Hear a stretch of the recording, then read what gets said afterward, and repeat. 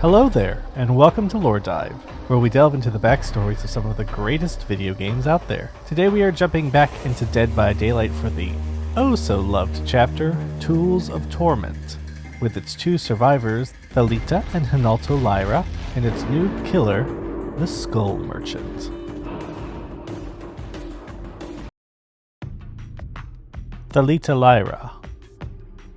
If you were to ask, Thalita Lyra would tell you that what she wanted in life more than anything else was to bring people together. Whether it was her father selling out clubs for the latest Foro band he signed, or her mother showing off Botafogo, Lapa, and Ipanema to groups of tourists from around the world, Thalita loved seeing people come together to share their passion and form meaningful connections. As a teenager, Thalita found her community through kite fighting. Her uncle Ignacio taught Thalita and her younger brother Renalto to settle their petty squabbles through making kites and flying them into each other until someone's string is cut and the winner is decided. Thalita and Renalto would spend their summers at Ignacio's beachfront kite shop, working in the mornings and fighting kites in the afternoon. Their antics caught the attention of kids and adults alike, and it wasn't long before Thalita started teaching kite fighting at the shop. Eager to connect with even more people, Thalita would film these fights and post them online. Free publicity, she told her uncle. Little did Thalita know that her kite fighting videos would be her ticket to stardom. Videos that featured her and her commentary would get more hits, with viewers commenting on Thalita's kite fighting instincts and her charm. The videos even caught the eye of a modeling agent, and before she knew it, Thalita was booking photo shoots for print ads and appearing in commercials. She loved the work, and knew it wouldn't be long before she could transition to acting. Then she would be capital F famous, like the stars on the telenovelas she watched growing up. Her community would span all of Brazil, and maybe even beyond. But it was not to be. Little by little, modeling took Thalita further from the kite shop. First, she had to give up playing to let the nicks on her hands heal. Then, she had to spend her days networking, schmoozing, and lining up gigs well in advance. By the time Thalita graduated high school, her agent was eager to get her even more work, which meant even less time at the kite shop. All this hard work and dedication will be worth it, she told herself. Years passed in a flurry. Thalita was burned out and sick of the awkward stares and lingering glances from strangers. Fame, it seemed, was not as glamorous as she thought it would be. Late nights talking with Renalto helped her realize what it was she was missing: connection. Genuine connection with like-minded people. That is how her father and mother drew people to them, and kite fighting was what connected Thalita with others. Within a few short months, Thalita had quit modeling, used her money to open her own shop, with Ignacio's blessing of course, and brought Renalto on as her business partner. Fun Kites Rio became the premier destination for kite fighting materials, and Thalita's fame helped attract even more people to the hobby. It was a great start, but Thalita, as always, wanted to reach even more people. Fun Kites Rio's first tournament was a success, drawing hundreds of participants to the outskirts of Rio to watch dozens upon dozens of kites dance in the sky. In between socializing with old and new friends, helping at the concession stands, and even playing a match or two, Thalita found a few moments to cry happy tears to herself. She had done it. This was exactly the community she wanted to create. By the time the sun set and the tournament came to a close, the field was covered in litter. Thalita and Renalto stayed behind to clean up. The full moon was high in the sky when Renalto noticed something. A strange drone floating over the field. Thalita's mischievous childhood self came roaring back. Time for a challenge, a race to take down the drone. Renalto couldn't help but accept. In the end, Thalita's kite was the one to get caught in the drone's rotor blades. She cheered as Renalto watched the thing sputter into the forest, leaving a trail of smoke in its wake. Thalita didn't want to look for the fallen drone. She was happy to leave her kite behind, but Renalto walked into the trees on his own, and Thalita couldn't let her brother wander the dark forest by himself. Deep in the woods, Renalto found more than just the drone. Thalita heard a scream and watched as a man drenched in blood emerged from the forest. He grabbed her brother, desperate for help, but it was already too late. Thalita nearly screamed as the man split in two and a woman stepped forward, covered in high-tech hunting gear. Why wasn't Renalto moving? She grabbed her brother and ran. Another drone floated overhead, like the one she had downed with her kite. They were the hunter's eyes, and she had plucked one of them from the sky. Renalto was in shock, and Thalita saw that his arm had been cut deeply. When? It didn't matter. He was bleeding and they needed to get to safety. That was when she saw the factory, a rotting brick building collapsing under the weight of time. Thalita led Renalto into the factory and found a dark alcove to hide. The hunter followed, and she dragged some wooden beams across the entrance. The only way out, blocked off. Thalita knew time was running out. If the hunter didn't find them first, her drone would. Thalita peeked from their alcove. The factory was changing, its dark and dingy walls dissolving into a bright, sunny landscape. A beach. She found her resolve, a way out, a chance to survive. All she had to do was run. Thalita put her arm around Renalto and pulled him to his feet. She thought she heard Renalto telling her to stop, but she ignored him. This was their chance. They ran along the beach, leaving the hunter behind, kicking up warm sand with each stride. Thalita never stopped running, not even when the sand had turned into swirling black fog.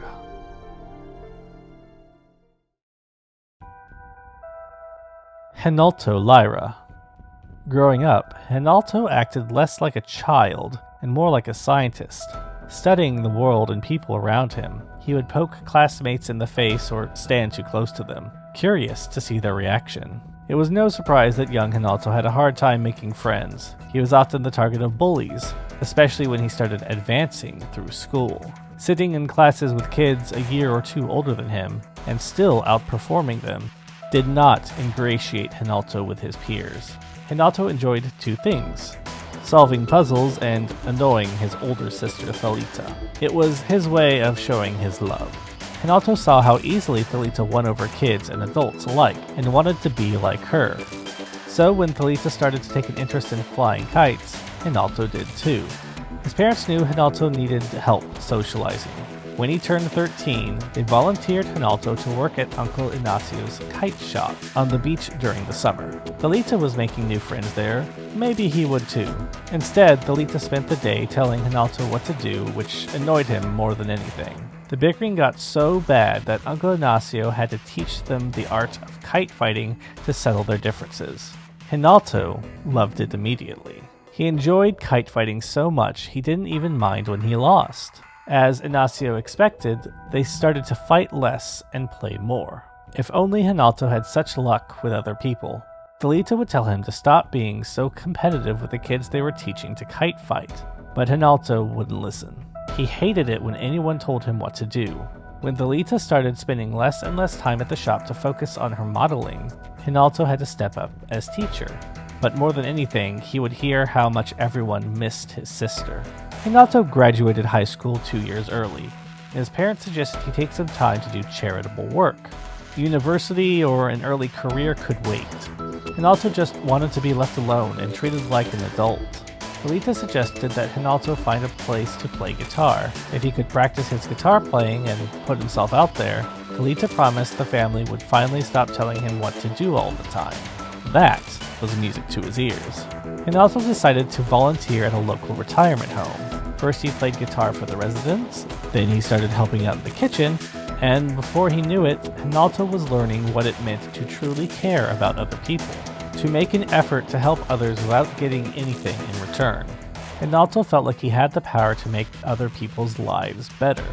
This new insight came in handy when Thalita was at a crossroads of her own. She wanted to pursue modeling and acting, but she missed the kite shop more than anything else. Renalto didn't do more than listen when Thalita needed someone to talk to, but after many late nights and long chats, Thalita emerged with a new sense of purpose. When Thalita approached him to be a partner in their new venture, a kite fighting shop called Fun Kites Rio, Renalto accepted immediately. Building a business from scratch would be the ultimate puzzle. Renalto's analytical mind helped the shop in those early months. He encouraged Thalita to use her fame as a model to help market the shop, and booked her into conventions and symposiums across the country to get the word out on Fun Kites Rio. Over time, the shop built up such a following that when Thalita suggested they stage a kite fighting tournament, it seemed like a no-brainer. The tournament was a flurry of activity. All day, friends and strangers alike would approach Renalto and thank him for his hard work. Kite fighting meant something to these people. It made their lives better, and Renalto contributed to their overall happiness and well-being. Before he knew it, the tournament was over and the moon was high in the sky. It didn't matter that he was tired or hungry, or out in some remote field picking up garbage. It was all worth it. He only stopped cleaning when he noticed something above. A drone. It made him think of the games he'd play with Thalita growing up, using their kites to take down remote airplanes. Kites of people on the beach they didn't like, and so on. Thalita must have been thinking the same thing. She challenged him to see who could take down the drone, another chance to show up his sister. The perfect end to the perfect day. But no, this was a mistake. Renalto felt a chill. He tried to stop Thalita, but she was already cheering. The drone ate up her kite and began its crooked, smoking descent into the forest. They were in trouble. It was only when he ran into the forest that Thalita sobered up and followed. It didn't take long to find the drone embedded in a tree, kite dangling from its dead rotor blades. The sharp string dug into Renalto's fingers as he worked the knots. He nearly had the kite free when a bloody hand reached out from the dark forest and grabbed him. Renalto jumped at the sight of the injured man. He was raving, babbling, desperate for help. Renalto put his hands out to keep the man from falling, but it was already too late. 2 blades sliced through the man along Renalto's arm. There was no time to look down at the wound. The blades were up in the air. The man was cut in half, and a woman clad in armor accompanied by a drone, like the drone Thalita downed, was standing before him. Renalto knew he had to move, but he couldn't. Time was running out. Then he felt another hand pulling him back. Everything was a blur. The cut in his arm was deep and throbbing, but he knew that Thalita had him, and he knew they had to run. The night grew cold as they stopped to hide. Renalto struggled to regain his breath, but there was no time.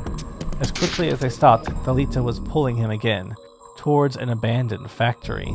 But there are no factories here, Renalto thought to himself. The factory was even colder than the forest. He clutched his arm, trying to stop the bleeding. His head was swimming. How much blood had he lost already? Thalita was guarding him in some dark corner of the factory. And suddenly, she was pulling Renalto to his feet, telling him to run. Run where? She said something about a beach.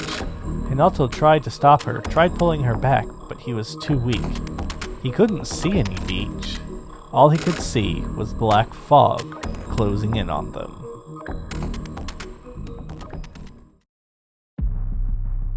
Adriana am I, the Skull Merchant.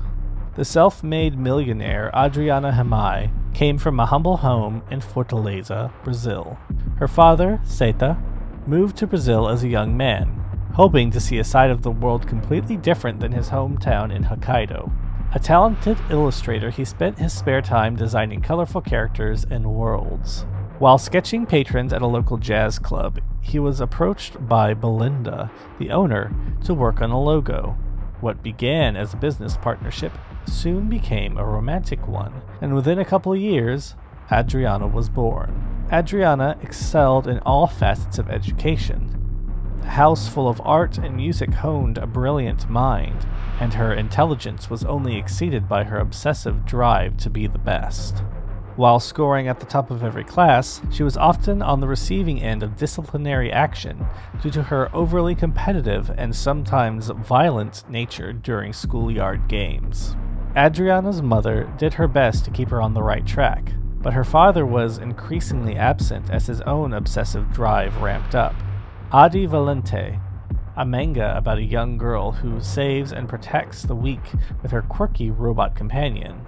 Despite working long hours at a canning factory and writing his manga in his spare time, he somehow managed a little time every night to share his wild and highly imaginative illustrations with his daughter. By middle school, Adriana was courted by a fancy private school due to her high performance. And, needing money, Seita spoke to the publishers about his unpublished manuscripts. He managed to find a small local publisher to carry Ade Valente, but it meant more work than he could handle. He eventually lost his job at the cannery, giving him more time to develop and illustrate his series. Adriana loved the manga, but the family was forced into hard times. In her final semester, Seita requested higher royalties, but the publishing company went into administration and decided to cut the series. No longer able to afford the school fees, Adriana was pulled out of the elite academy where she was the top of her class. Belinda was able to negotiate her graduation, but another student was able to take her place as the head of the class. Adriana was furious. On summer break, she learned everything about her rival, where he lived, where he hung out, what he liked to do in his spare time, what he listened to, what he watched, everything. She even stalked him on his way home one late summer evening and considered the myriad of ways she could ruin his life. But in the end, she did nothing. Though something awakened within her, and she felt like the anti-hero in a new story her father had been exploring. Seita retreated further into himself and began producing this newer, darker manga, inspired by his visions and nightmares. A manga about a woman who hunts and guts the weak in a nightmarish realm with drones made of salvaged skulls and bones. But unable to sell this manga, Sonadores Sombrío, the family became solely reliant on Belinda's income. Adriana, looking for ways of her own to make money, started a website dedicated to the world of Brazilian manga. It became a runaway success, and significant advertising dollars started to roll in. She realized she had no real interest in writing for it, though, so she convinced other kids to write for it for free, while the money flooded in. The second she got an offer, she sold the site and never looked back.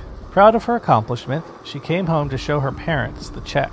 She never got a chance to show her father, though. He had walked out the door that morning, never to return, leaving only a stack of unpublished manuscripts about the Skull Merchant, mercilessly hunting those she deemed worthy of her efforts. To help her mother, Adriana began to study at the library, teaching herself investment and economics, and soon tripled her money. By the age of 18, barely with a high school degree, she had already become a self-made millionaire. As stories of this investment wonderkin spread across Brazil, more and more doors opened for her. Before long, she had the kind of money that allowed her to buy small companies that she would gut, replace with non-union workers, and then sell for a profit. The only breaks she took from her corporate obsession, trying to understand this chilling world he had created. By her mid-20s, she was regularly flipping companies. While finalizing on a real estate firm, 2 members of the board moved to block the sale, pointing to the trail of hollowed-out husks she left in her wake. Adriana was frustrated. It took her weeks to find out who the holdouts were, but once she did, she thought about how it would feel to hurt them. She learned everything about the directors, stalked their every move, manipulated them into attending a conference in Switzerland. While on retreat in the Alps, she made her move. Inspired by the Skull Merchant, and feeling something within demanding expression, she tracked them with a prototype drone, and brutally dismembered them with a cruel 2-bladed weapon. The rush of emotion and adrenaline was unlike anything she had ever experienced before, and the company was hers. Thus began an unsettling cycle. Swoop in on a business, destroy anyone standing in her way, and gut the company for maximum profit. She targeted companies with larger-than-life CEOs, and hoped one would present a challenge. None ever did. They just disappeared, unremarkably. An aggressive manager of a fireworks company, known for his survival tours, was her last target, right at home in Brazil. Survival tours. A perfect cover. Adriana lured him to a decommissioned airship hangar.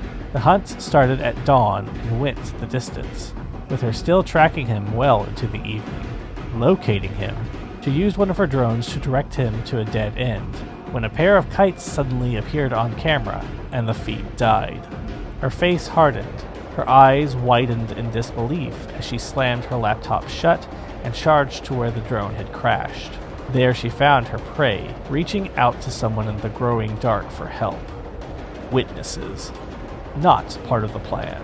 Without a second to lose, she plunged her blade through his stomach, exposing meat, bone, and a dying heart. The vitiated body staggered left and right, sending a shower of red over the green foliage. As her victim collapsed with a thud, she turned to the young witnesses. Wrong time, wrong place. They broke into a sprint, and she gave chase, her blades thirsting for more blood. The lush green of the trees melted into thick black fog. Real life warped into something out of her father's manga. A sick grin crept across her face as she rushed forward to begin a new chapter in her life.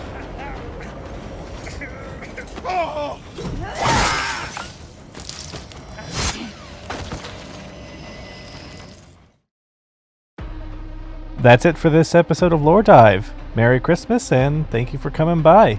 I know it's been a while since I've been able to do one of these, and I'm glad to be somewhat back at it. I am going to be releasing the future chapters for Dead by Daylight but slightly out of order. I'm going to keep this short and sweet. Thank you for watching. Thank you to my patrons, and I will see you soon because I do have more videos on the way. So, until then, I'll see you next time.